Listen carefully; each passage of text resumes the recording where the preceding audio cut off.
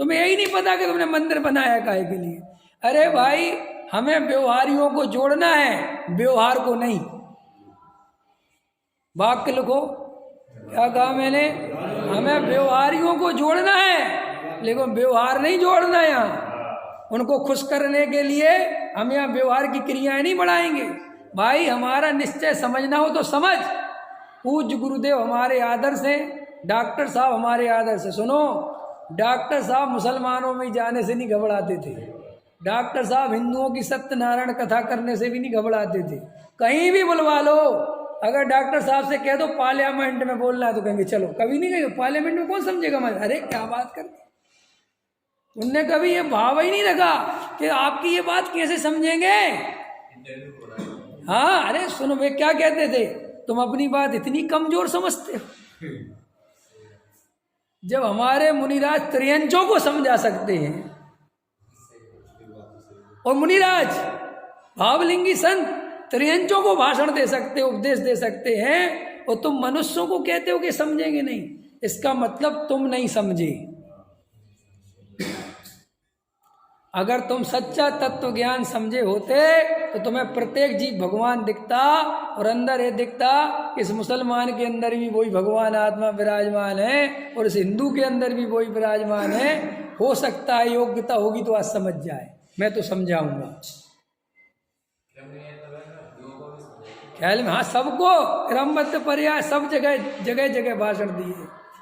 भैया, हम सबको व्यवहारियों तक अपनी बात पहुंचाना है, लेकिन व्यवहारियों नहीं बनना है। जैसे क्या कहते ना, क्या लिखा 8वीं गाथा में समय सार में, कि मलेच्छ को मलेच्छ की भाषा में समझा तो देना, लेकिन सावधान,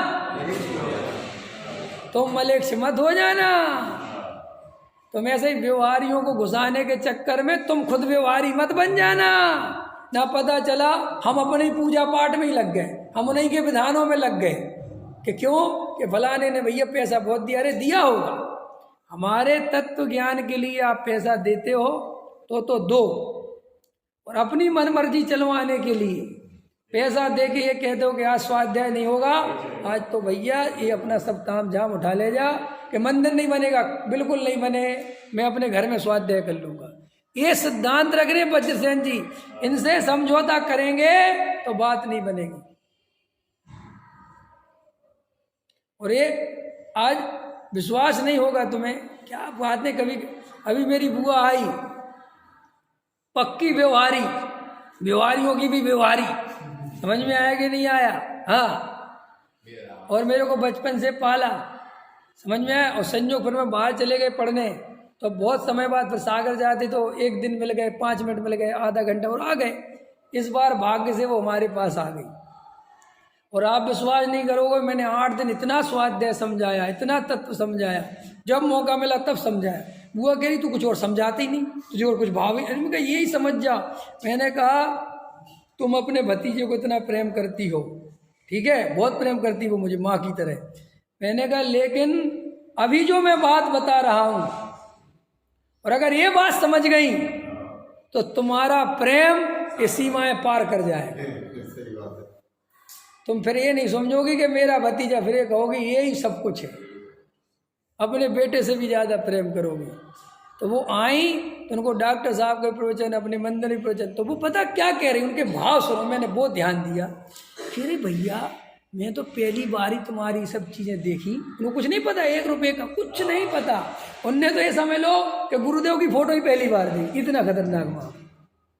तो क्या कह रही कि तुम्हारे यहाँ कितना बढ़िया प्रवचन करते हैं, सब बात समझ में आती है, महाराज वगैरह तो कुछ समझाते ही नहीं। बताओ, हमने तो किसी से उनके प्रवचन ही नहीं सुने आज तक, वो कहते क्या है, बड़े से बड़े, हमें कुछ समझ ही में नहीं आता। और हम लोग इतने आहार सेवा भक्ति में लगे रहते, लेकिन हमें तो यही पता था कि उनकी सेवा करो, पूजा करो, ये पूजा करो, ऐसे करो, ऐसे करो, ये मत खाओ, ऐसे मत करो, बस ये पता था।